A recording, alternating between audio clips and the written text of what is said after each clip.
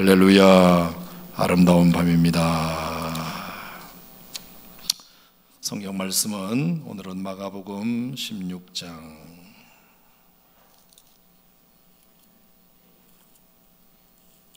마가복음 16장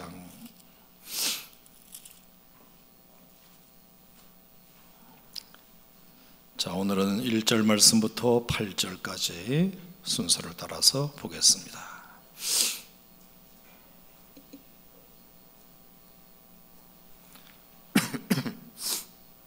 마가복음 16장입니다. 1절에서 8절.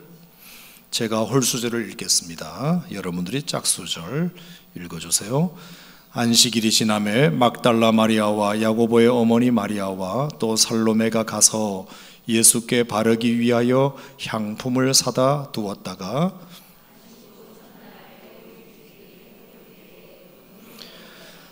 서로 말하되 누가 우리를 위하여 무덤 문에서 돌을 굴려 주리요 하더니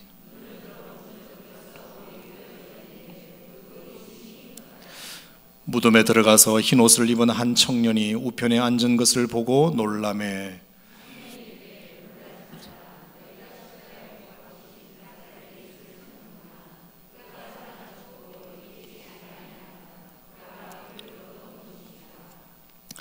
가서 그의 제자들과 베드로에게 이르기를 예수께서 너희보다 먼저 갈릴리로 가시나니 전에 너희에게 말씀하신 대로 너희가 거기서 배우리라 하라 하는지라. 여자들이 몹시 놀라 떨며 나와 무덤에서 도망하고 무서워하여 아무에게도 아무 말도 하지 못하더라. 자, 오늘 읽은 이 말씀을 통해서 여러분 각자에게 오늘도 하나님이 말씀해 주시는 음성들이 있기를 축원합니다.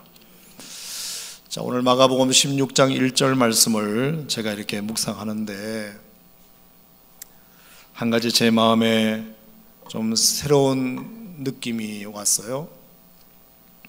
안식일이 지나매. 한번 따라 하실까요? 안식일이 지나매. 자, 이 안식일이라는 말이 좀 마음에 와닿았습니다. 예수님께서 이제서야 마침내 안식이라는 것을 하시는구나. 몇 년 만에? 3년 만에. 그동안은 정말 쉴 새 없이 사역하시고 사람들의 필요를 밤낮으로 채워주시다가 이제야 3년 만에 그 모든 사역을 다 내려놓고 그 누구도 찾지 않고 그 무엇도 방해하지 않는 무덤에서 드디어 안식하시는구나. 자기만의 시간을 가지셨구나. 그게 참 제 마음에 와닿았습니다. 새삼 쉼없이 달려온 지난 공생에 대한 예수님에 대한 존경과 또 경외심이 생겼습니다. 더 주님을 위해서 나도 열심히 예수님처럼 살아야 되겠구나, 그런 생각도 했습니다. 여러분이나 저나 예수님처럼 정말 3년 만에 그 모든 사역 다 내려놓으시고 무덤에서 그 누구도 방해하지 않는, 그 무엇도 누구도 찾아오지 않는 자기만의 공간에서 그 짧은 시간이지만 예수님께서 쉬셨구나, 그런 생각을 하면서 나도 언젠가 세상의 모든 사람들처럼, 아니 예수님처럼 인생의 마지막이 올 테고 모든 것을 다 내려놓을 때가 올 텐데 그때 나도 예수님처럼 다 이루었다고 고백할 수 있도록 지금 후회 없이 주를 위하여 열심히 살아야 되겠구나, 그런 생각을 하게 되었습니다. 특히 재밌는 것은 예수님의 안식 공간이 어디 좋은 바닷가도 아니고 어디 경치 좋은 것도 아니고 무덤 속이었다는 것이 참 의미가 깊었습니다. 예수님께서 안식을 무덤에서 하셨습니다. 여러분, 무덤은 어떤 곳이죠? 가장 두려운 곳, 가장 기피하는 공간, 그리고 습기가 많고 우중충한 그런 공간입니다. 근데 그런 곳에서도 예수님은 안식이라는 것이 가능하셨구나, 그런 생각을 했습니다. 여러분, 안식은 장소가 중요한 것이 아니라 누구와 함께 있느냐가 중요한 것이겠죠. 여행도 그렇잖아요. 어디를 가느냐가 중요한 게 아니라 그 여행을 누구와 같이 가느냐가 그 여행의 재미를 더하는 것처럼, 정말 내가 좋아하는 사람, 사랑하는 사람과 함께 있다면 굳이 어디 좋은데 여행을 안 가더라도 그것 자체가 쉼이고 행복이고 기쁨이겠지만, 내가 아무리 좋은 곳을 구경 가도 같이 간 사람과 관계가 틀어지면 정말 안 좋은 기억만 나고 돈만 버렸다라고 생각이 들 때가 있잖아요. 예수님은 장소가 중요한 게 아니셨던 것 같아요. 무덤 속이라도 좋으니 주님과 아버지와 함께 있는 곳이라면 어느 곳에서든지 쉬실 수 있었다는 것이 참 제 마음에 많이 와닿았습니다. 여러분, 시편 27편 말씀을 제가 하나 읽어드리면, 여호와는 나의 빛이요 나의 구원이시니 내가 누구를 두려워하리요. 여호와는 내 생명의 능력이시니 내가 누구를 무서워하리요. 악인들이 내 살을 먹으려고 내게로 왔으나 나의 대적들, 나의 원수들인 그들은 실족하여 넘어졌도다. 군대가 나를 대적하여 진칠지라도 내 마음이 두렵지 아니하며 전쟁이 일어나 나를 치릴지라도 나는 여전히 태연하리로다. 여호와께서 환난 안에 나를 그의 초막 속에 비밀히 지키시고 그의 장막 은밀한 곳에 나를 숨기시며 높은 바위 위에 두시리로다. 다윗이 수많은 대적들이 그를 둘러 진치는 환경 속에서도 그가 이렇게 태연할 수 있었던 것은 그가 하나님과 동행하고 있었기 때문이었습니다. 시편 63편도 마찬가지입니다. 62편도 마찬가지입니다. 나의 영혼이 잠잠히 하나님만 바라며 나의 구원이 그에게서 나오는도다. 넘어지는 담과 흔들리는 울타리같이 사람을 죽이려고 너희가 일제히 공격하기를 언제까지 하려느냐. 얼마나 주변에 예수님을, 다윗을 공격하는 사람들이 많았는지 몰라요. 하지만 다윗은 잠잠히 하나님만 바람으로 그분이 반석, 구원, 요새, 피난처가 되셨음을 고백합니다.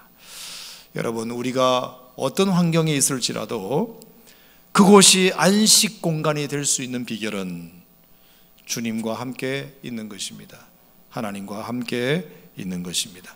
아무리 내가 좋은 곳에 있어도 하나님이 그곳에 계시지 않으면 그곳은 아무리 안락한 의자 위에 좋은 침대 위에 누워 있을지라도, 내 눈앞에 펼쳐진 자연환경이 아무리 아름다울지라도 주님이 곁에 계시지 않으면 그곳은 절대로 우리의 마음을 평안하게 할 수 없습니다. 구중궁궐에 살아도, 엄청난 대궐에 살아도 마음이 편하지 않으면 그거는 지옥이 될 수 있고, 초가 삼간에 살아도 주님이 나와 함께 계시다는 확신한 믿음이 있으면 그곳은 구중궁궐보다 더 행복한 곳이 아니겠습니까? 믿으시면 아멘. 우리가 예수님은 무덤 속에서도 안식하셨다. 사람들이 기피하고 냄새나고 우중충하고 을씨년스럽고 습도가 많은, 사람들이 다 공동묘지하면, 무덤하면 고개를 절레절레 흔들지만 예수님은 그 무덤 속에서도 안식하셨다는 게, 편안히 오래간만에 다리 쭉 뻗고 쉬셨다는 게 참 제 마음속에 많이 와닿았습니다. 사랑하는 성도 여러분, 여러분의 삶도 진정한 안식은 어떤 공간에 있는 것이 아니라 누구와 함께 있느냐인 줄로 믿고 주님과 함께 더불어 어느 곳에서든지 안식하실 수 있는 성도님들 되시기를 축원합니다. 자, 그렇게 이제 안식을 보내신 다음 날 아침에 이제 예수님이 부활을 하시게 되는데요. 자, 그 부활을 제일 먼저 목격한, 제일 먼저 알게 된 사람은, 그 영광의 주인공은 제자들이 아니라 바로 연약한 여인들이었다는 사실을 오늘 중심으로 여러분과 함께 말씀을 나눠보도록 하겠습니다. 자, 어떻게 이 여인들이 가장 측근에 있었던 제자들을 제치고 영광의 주인공의 자리를 차지할 수 있었을까? 여러분, 여기에 굉장히 많은 교훈들이 있습니다. 여러분 어떻게 생각하세요? 예수님을 그렇게 최측근에서 따라다녔던 제자들을 제치고 어떻게 여인들이 예수님의 부활을 최초로 알게 되는, 최초로 보게 되는, 최초로 전파하게 되는 그런 주인공이 될 수 있었을까? 여러분, 이 여인들은 어떤 여인들이었죠? 권력이 있었나요? 없었어요. 합법적인 지위가 있었나요? 없었어요. 제자들이었나요? 아니에요. 예수님을 따라다녔으나 공식적인 제자는 아니었어요. 합법적인 지위도 없어요. 권력도 없었어요. 그런데 지위도 없고 권력도 없는, 신분도 불명확한 그런 자들에게 예수님께서 당신의 첫 부활을 알리시는 은혜를 베푸셨어요. 우리는 가까이 있는 제자들이 더 많은 은혜를 받았을 것 같다는 생각은 하지만 실제로 여러분들이 아시는 대로 가까이 있는 제자들이 더 은혜를 받지 않았습니다. 가까이 있는 자들이 오히려 배신했습니다. 여러분, 항상 배신은 가장 가까운 사람이 하잖아요. 지나가는 아저씨가 나를 배신하진 않아요.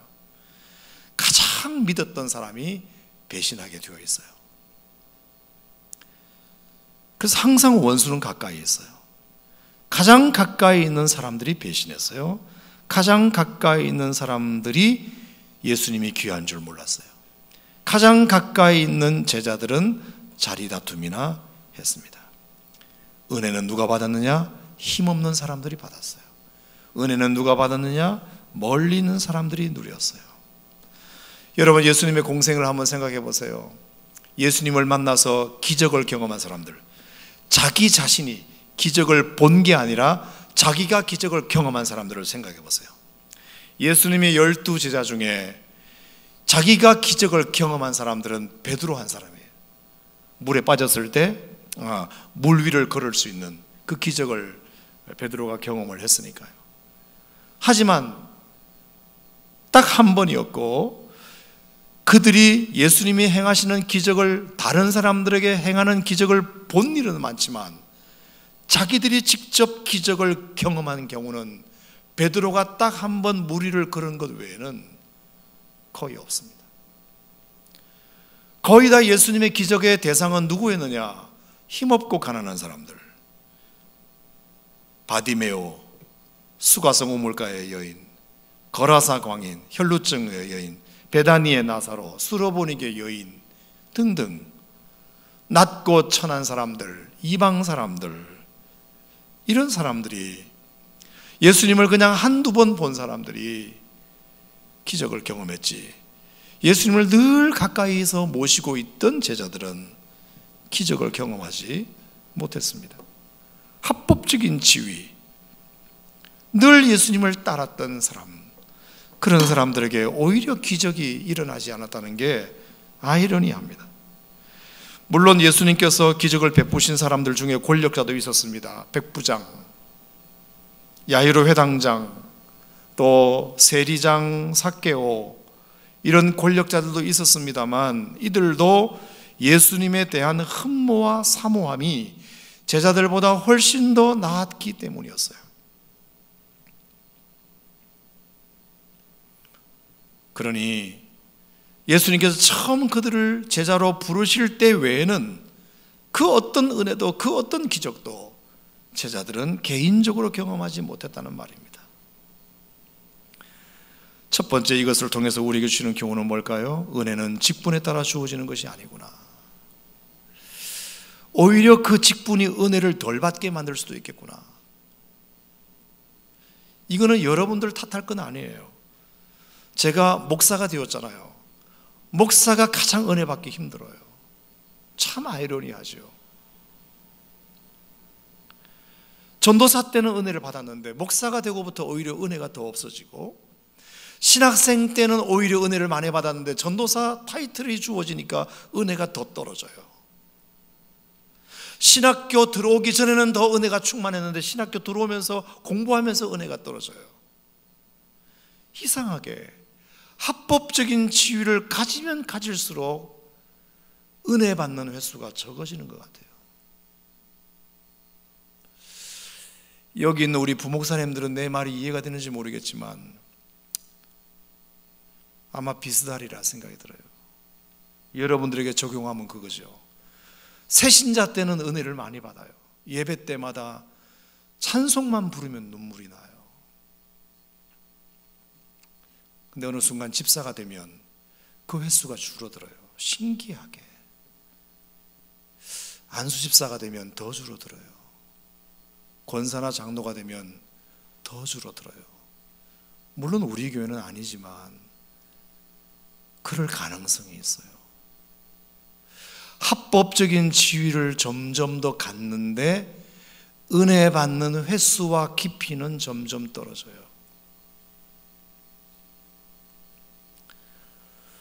왜 그럴까?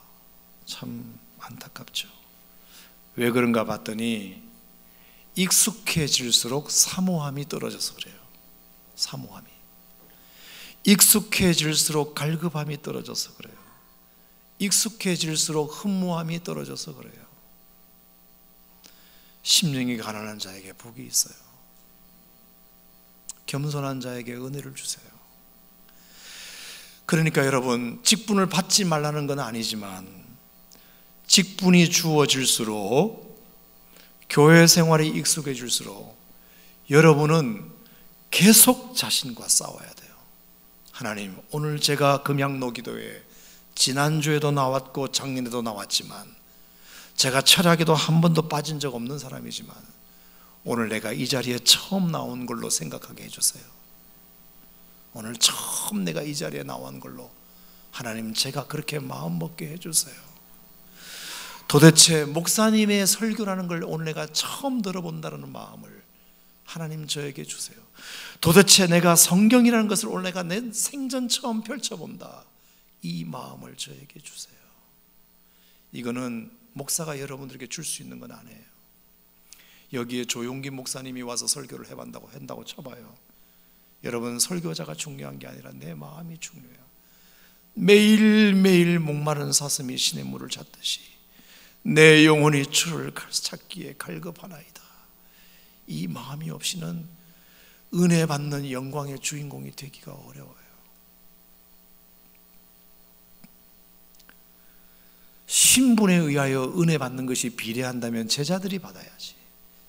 제자들이 예수님의 부활을 목격해야지.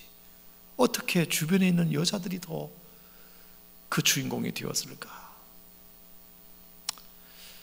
여러분, 제 얘기를 좀 허투루 듣지 말고 제발 부탁이니까 주님의 은혜를 사모하시길 바랍니다.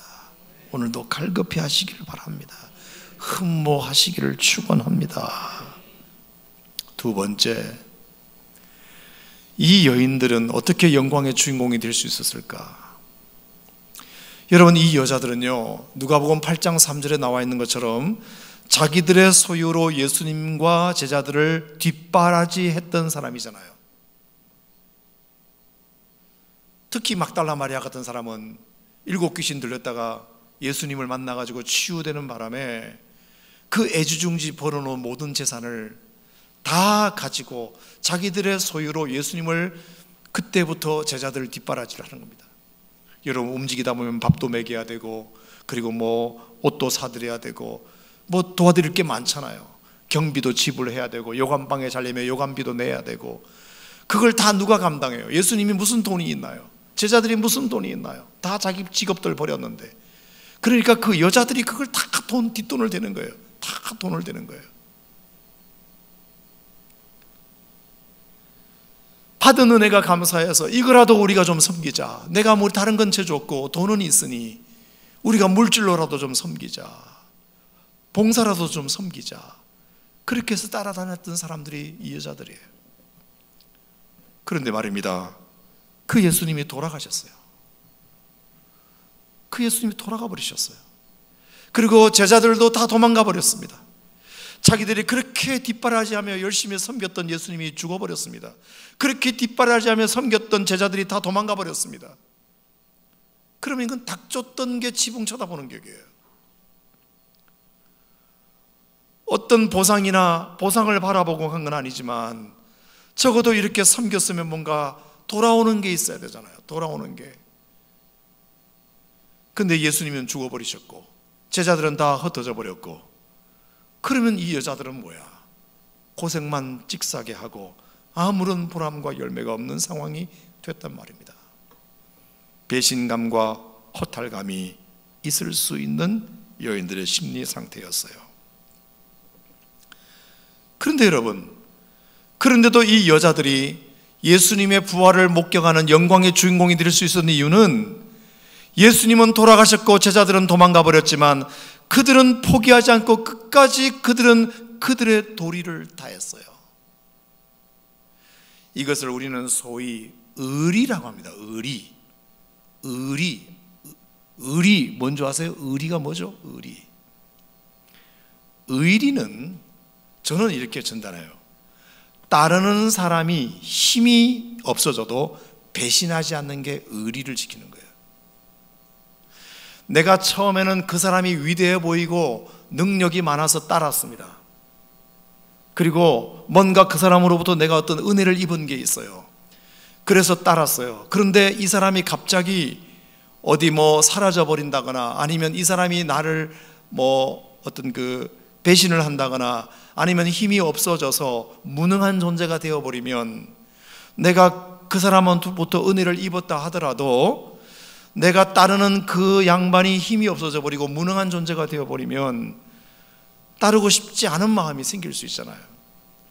그 사람이 계속 잘 나가줘야 나도 따르는 재미가 있는데, 그 사람이 갑자기 어디 사라져 버린다거나, 그리고 내 믿음에 스크래치를 나게 한다거나 그래 버리면 내가 그 사람을 따르는 행로도 중단하게 돼버린단 말이에요. 중단하게 돼버려요.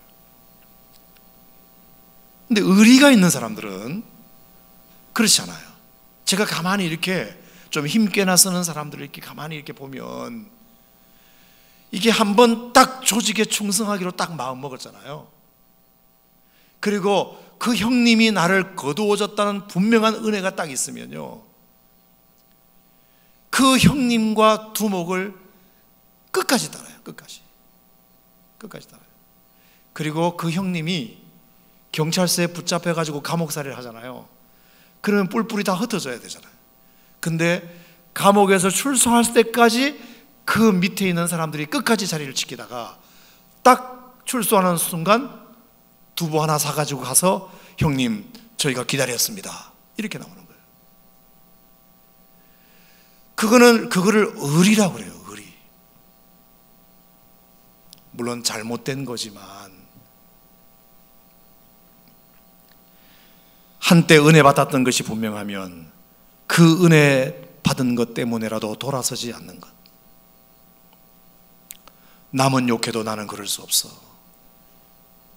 아무리 사람들이 예수님을 십자가에 못 박으라고 죄인 취급해도, 빌라도가 예수님을 십자가에 못 박으라고 내어주어도, 내가 믿었던 그 예수님이 영광의 왕이 되지 못하고 십자가에 처절하게 죽는다 하더라도 나는 그 양반에게 받은 은혜가 있기 때문에 나는 그 의리를 지킬 수밖에 없어. 나는 저 양반이 아니었으면 나 일곱 귀신 들렸던 거 나 지금도 고침 못 받았을 거야. 근데 나 저 양반 때문에 나 일곱 귀신에서 고침 받았거든. 나는 그분이 영광의 왕이 되지 않아도 좋아. 그분이 멋진 마무리를 하지 않아도 좋아. 십자가에 처절하게 죄를 뒤집어 쓰고 죽어도 좋아. 나는 내가 할 도리를 다 할 뿐이야. 우리 성도들에게 그런 게 없어요. 한국교회 성도들에게 믿음은 있는지 몰라도 의리가 없어요. 정말 잘 돌았어요. 배신하고. 저는 의리가 있는 사람이 좋아요. 의리가 있어야 돼요. 사람이 내가 그 양반에게 뭔가 받은 은혜가 있고 내가 그 조직에 충성하기로 딱 마음을 먹었으면 그 조직이 허물어지더라도, 그 사람이 무능해지더라도 끝까지 그 자리를 지키는 것이 의리를 지키는 겁니다. 남들이 다 떠나가더라도, 야, 그 사람 따라다녔다가 우리 망하겠다, 야, 우리 슬슬슬슬 다 피하자. 남들은 그렇게 말하더라도 아니야, 남들은 다 그 사람을 욕해도 나는 욕하면 안 돼. 사람이 의리가 있어야지.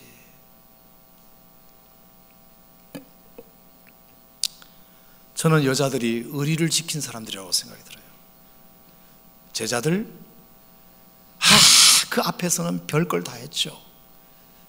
막 주님을 부인하지 않겠다고, 주님이 죽는 자리에 우리도 같이 가겠다고, 날 믿어달라고 막 그러더니 다 도망가 버리고. 하지만 그런 멋진 고백은 하지 않았으나 마지막까지 의리를 지키는,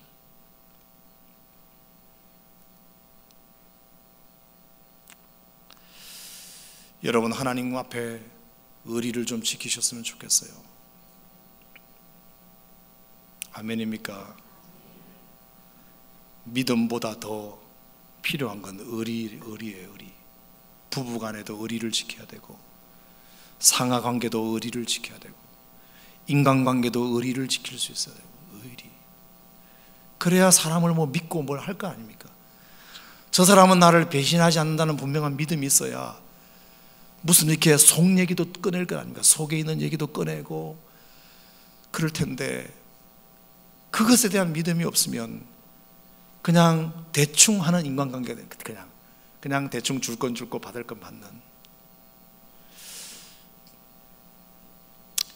여러분, 가족이라고 하는 것은 의리로 뭉쳐진, 그래서 우리 아버지가 아무리 못나도, 우리 아버지가 변변한 직업은 가지고 있지 못해도, 그래도 나를 낳아준 내 아버지이기 때문에 나는 그 아버지를 부인할 수 없는 게, 그게 가족 아닙니까?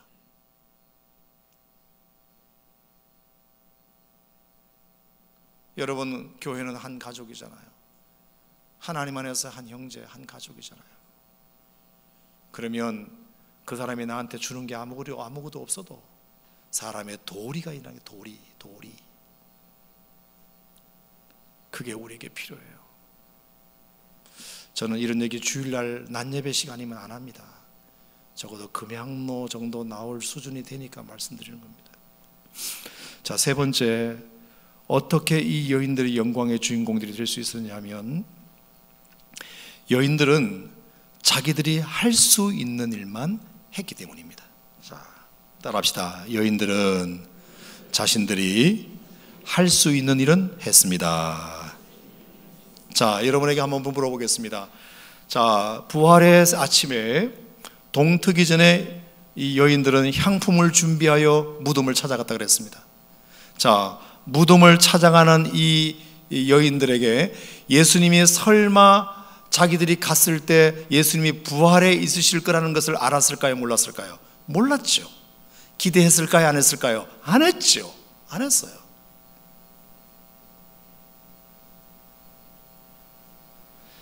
그저 향품이나 발라드리고 올 수 있으면 좋겠다, 딱 그 마음뿐이었어요. 그 마음.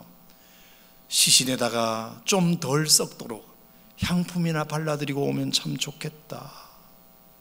하지만 그것조차 할 수 있을 거라고는 생각하지 않았어요. 왜냐? 자, 여러분 보시겠어요? 3절 말씀 다 같이 읽어봅시다. 서로 말하되 누가 우리를 위하여 무덤 문에서 돌을 굴려주리요. 야, 우리가 향품을 들고 가긴 가는데 무덤 문에 돌이 딱 막고 있는데 그 돌을 누가 굴려주겠냐? 우리 힘으로는 굴릴 수 없는 큰 돌인데, 그리고 거기 병정들이 지키고 있는데 우리 얘기를 듣고 감히 병정들이 그 돌을, 우리가 향품을 바를 수 있도록 돌문을 굴려주겠나?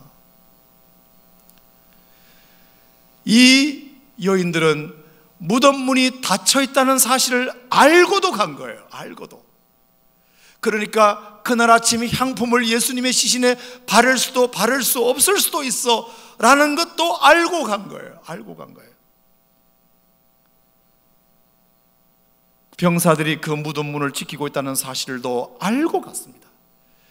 저들이 우리의 부탁, 이 여인들의 부탁을 절대로 들어주지 않을 거라는 것도 다 예상하고 갔습니다.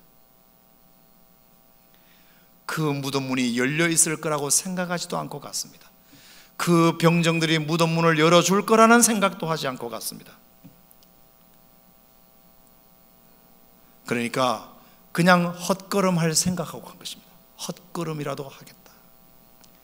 여러분, 이 마음이 이해가 되시는지 모르겠어요. 헛걸음이라도 할 마음으로 가는 거죠. 어차피 무덤 문을 못 열고 어차피 예수님에게 향품을 바를 수 없다는 사실을 여인들이 알고 간 겁니다. 근데 왜 갔습니까? 그렇게라도 하고 싶은 겁니다. 비록 헛걸음을 하더라도 우리 마음을 좀 표현하고 싶은 겁니다. 우리 마음을. 여러분, 중고등학교 때 짝사랑했던 이 학생이 있다면 그 대문을 지나갈 때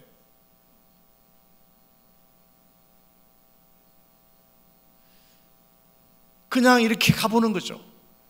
그냥 가보는 거예요. 못 만나는 걸 알아요. 못 만나는 걸 알아요.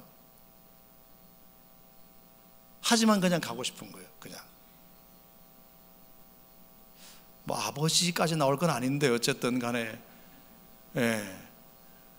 못 만날 걸 뻔히 알고도 가는 이유는 뭐예요? 그렇게라도 하고 싶은 거예요. 이 마음이라도 어떻게 전하고 싶은 거예요. 마음이라도. 그 여학생이 저 2층 방에 사는데 내가 그 밑에서 아무리 있어봐야 창문 열어줄 기미가 보이지 않는 걸 알면서도 그 밑에 가서 한 시간 있다가 오는 거예요. 1시간 있다가. 아니면 꼭 그걸 해봤은 것처럼 이렇게 뭐 하지만 그 마음만이라도 어떻게 표현하고 싶은 거죠. 자, 이 여인들은 향품을 바를 수 있으리라는 기대하지 않았어요. 무덤 문을 열 수 있으리라는 생각 하지 않았어요. 병사들이 우리 여인들의 말을 들어줄 거라는 생각도 하지 않았어요. 그런데 간 거예요.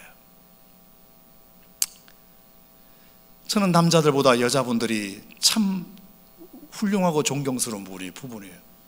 자, 만약에 이것을 남편과 의논했다고 칩시다. 당신 새벽부터 어디가? 예수님 시신에 향품 바르려고요. 쓸데없는 짓 하고 있네. 아니 막말로 무덤 문이 그거 당신 열 수 있을 것 같아? 아니 무덤 문을 열 수 있다고 그 병사들이 열어줄 것 같아? 가봐야 소용없는 짓을 왜 해? 라고 남자들은 말했을 거예요.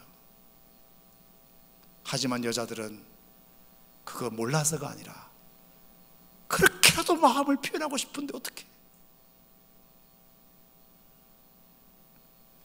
믿음이 없는 사람과 믿음이 있는 사람들은 이것이 차이가 있어요. 믿음이 없는 사람들은 딱 짐작하고, 야, 그거 가도 소용없는 건데 왜 해? 무덤 문을 어떻게 열어? 무덤 문을 누가 열어줘? 그 쓸데없는 일. 그 믿음이 없는 사람들이 하는 일이에요. 근데 믿음이 있는 사람들은 그거 알지만 그래도 내가 할 도리를 하고 싶은 거죠. 내가 할 도리를 하고 싶은 거예요. 그렇게라도 믿음을 표현하고 싶은 거예요. 그랬을 때 정성을 다하여 향품을 준비하고 무덤을 향하여 찾아갔을 때 그 여자들이 할 수 있는 것을 했을 때 그 여자들이 할 수 없는 것은 하나님이 해주신 줄로 믿습니다. 하나님이 해주셨어요.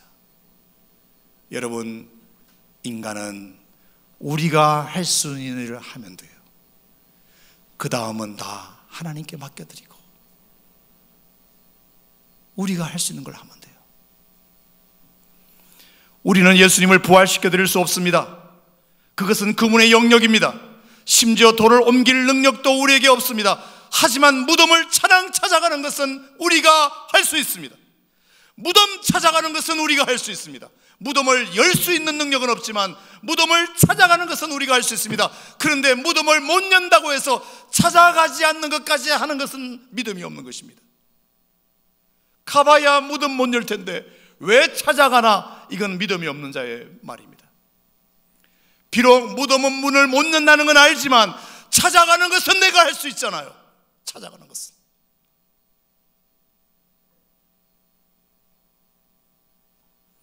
그러므로 우리는 그 어떤 일도 안 될 거라고 지레짐작하지 말아야 됩니다. 우리가 우리의 일을 하면 하나님은 하나님의 일을 하십니다. 따라하세요. 우리가 우리의 일을 하면 하나님은 하나님의 일을 하신다. 한 번 더, 우리가 우리의 일을 하면 하나님은 하나님의 일을 하신다. 여호수아가 여리고성을 점령할 때 여리고성을 무너뜨리는 것은 이스라엘 백성들이 할 수 있는 일이 아니었습니다. 근데 여리고성이 무너졌습니다. 왜 무너졌을까요? 그들이 할 수 있는 일을 했기 때문입니다. 성을 도는 건 할 수 있거든요. 그건 우리가 할 수 있거든요. 정확하게 하루에 한 바퀴씩 6일 동안, 마지막 7일째는 7바퀴. 그건 할 수 있거든요. 여러분에게 하나님께서 할 수 없는 일을 맡기신 적이 있나요? 하지도 못할 일을 시키신 적이 있나요? 하나님이 여러분들에게 감당할 수 있는 일만 시켰습니다. 너희들이 그것만 하면 나머지는 내가 할게. 그걸 믿으셔야 됩니다. 지레짐작하고 우리가 어떻게 성을 무너뜨려 그 생각을 하면 성도 못 돕니다. 그거는 하나님이 하실 일이고 우리는 돌기라도 해야 되는 것 아니냐. 그럴 때 성은 무너집니다. 혈루증하는 12년 동안에 혈루증하는 여인도 마찬가지. 어떻게 하면 내 이 혈루증이 혈루증이 고치는 것은 내가 많은 병원, 많은 환자, 많은 그 의사를 만나 많은 치료를 했지만 고쳐지지 못했습니다. 혈루증하는 여인이 자신의 혈루증을 고칠 능력이 없었습니다. 하지만 자기가 할 수 있는 일을 하고 싶었습니다. 그 수많은 사람들이 있었지만 예수님의 옷자락에 손이라도 대고 싶었습니다. 그건 할 수 있으니까. 그건 할 수 있잖아요. 손대서 뭐 하겠나라는 생각이 들면 손도 못 댑니다. 하지만 손대는 것까지는 내가 할 수 있는 일이고 그 다음부터는 주님이 알아서 하십니다. 언제 여러분들에게 할 수 없는 까지 하라고 하신 적이 있나요? 나면서부터 소경된 자 진흙을 이겨 실로암 물가에 가서 씻으라 그랬습니다. 그건 할 수 있잖아요. 너 스스로 병 고치라고 말씀하셨나요? 그건 주님이 하실 일이에요. 주님이 할 테니까, 나머지는 내가 할 테니까 너는 네가 할 수 있는 일을 해. 그게 예수님의 실로암 물가에 가서 씻으라는 명령이었습니다. 보리 5개와 물고기 2마리로 5,000명을 먹인다. 제자들은 할 수 없는 일이었습니다. 어디 예수님께서 제자들에게 너희들이 5,000명 다 먹으라고 말씀하신 적이 있나요? 아니에요. 너희들 중에 먹을 것이 있으면 내놔라, 그렇게 말씀하셨지. 너희가 어디 가서 5,000명 먹을 음식을 구해와, 언제 예수님이 그렇게 말씀하셨나요? 할 수 없는 것은 예수님이 시키지도 않아요. 할 수 있는 것만 시켜요. 너희들 중에 혹시 먹을 거 있으면, 갖고 온 사람이 있으면 가지고 와봐. 그때 한 아이가 보리떡 5개와 물고기 2마리 든 도시락 하나를 갖고 온 거예요. 자기가 할 수 있는 일을 했을 뿐이에요. 나머지는 주님이 하십니다. 주님이. 수로보니게 여인도 마찬가지. 딸이 귀신 들려가지고 예수님에게 찾아왔습니다. 그 여인은 고칠 능력이 없어요. 하지만 예수님에게 데리고 올 수는 있잖아요. 고칠 능력은 없지만 애를 데리고 올 수는 있잖아요. 그건 내가 할 수 있는 거잖아요. 언제 예수님이 여러분들에게 할 수 없는 것을 하라는 적이 있나요? 베드로가 밤이 맞도록 고기를 잡지 못했어요. 어제도 그 바다에서 고기를 못 잡았는데 오늘 어떻게 그 고기를 잡을 수 있겠습니까? 할 수 없어요. 하지만 예수님께서 베드로에게 할 수 있는 것을 시키셨어요. 깊은 데로 가서 그물을 한 번 더 내려라. 그거는 할 수 있으니까. 저는 하나님께서 여러분들에게 할 수 없는 것을 시키시는 분이 아니라고 생각합니다. 할 만하니까 하라고 하시는 겁니다. 그러면 나머지는 주님이 알아서 하십니다. 막달라 마리아를 비롯한 여인들이, 그들이 예수님을 부활시킬 수도 없고 무덤 문을 열 재간도 없고, 그 여인들은 오로지 그냥 향품을 준비하여 예수님에게 그냥 헛걸음을 하더라도 좋으니 그냥 무덤 곁에라도 한 번만 가고 싶은 그 마음, 그냥 그거 딱 그거 그 순종 했더니 그 여인들이 예수님의 부활을 목격하는 주인공이 될 줄이야. 아예 그 가봐야 쓸데없는 거 왜 해? 야, 그 무덤문을 누가 열어줘? 그 병사들이 너 열어줄 것 같아? 쓸데없는 짓 하고 있네. 평생 그러면 하나님이 하시는 일을 보지 못하게 될 겁니다.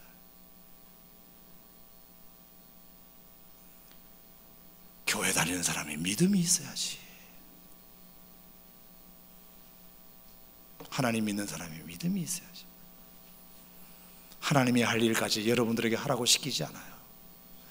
하나님은 하나님의 일을 하시는 분이고 우리는 우리의 일을 하면 되는 것입니다. 주님은 우리가 할 수 없는 것을 허락하지 않습니다. 감당할 수 있으니 하라고 하십니다. 우리는 우리의 일을 하면 됩니다. 나머지는 하나님이 하십니다. 하나님이 하십니다. 세교성전에 계신 여러분, 믿으시면 아멘 한번 해보세요. 좋아요. 골동성전에 계신 분들 믿으시면 아멘 한번 해보세요. 한 번 더 따라 합시다. 우리가 우리 일을 하면 하나님은 하나님의 일을 하신다. 아멘. 이 영광의 주인공 되는 것은 어려운 게 아닙니다. 그저 우리의 마음만 표현하면 되는 거예요. 비록 헛걸음을 한다 하더라도 이 향품을 예수님에게 발라드리기는커녕 무덤 근처에 가서 쫓겨난다 하더라도 그래도 이 마음 한번 표현하고 싶어서 예수님을 사랑하는 마음, 예수님을 잊지 않고 있다는 마음, 예수님에 대한 이 의리를 지키고 싶은 이 마음, 그냥 그 마음 하나만 표현하면 돼요. 그러면 돼요. 여러분에게 뭘 더 바랍니까? 주님이. 그러면 그 마음을 보시고, 야, 제자들은 다 도망갔는데 너희들은 참 나를 사랑한 게 맞구나. 의리를 지켜주니 고맙다. 내가 너희들에게 나의 영광의 부활의 형체를 보이리라. 오늘 이것이 여러분들에게 도전되셔서 우리가 우리 일을 하면 하나님이 하나님의 일을 하신다. 내가 말해놓고도 이건 명언인 것 같습니다. 할렐루야. 기도합시다. 은혜로우신 하나님 아버지,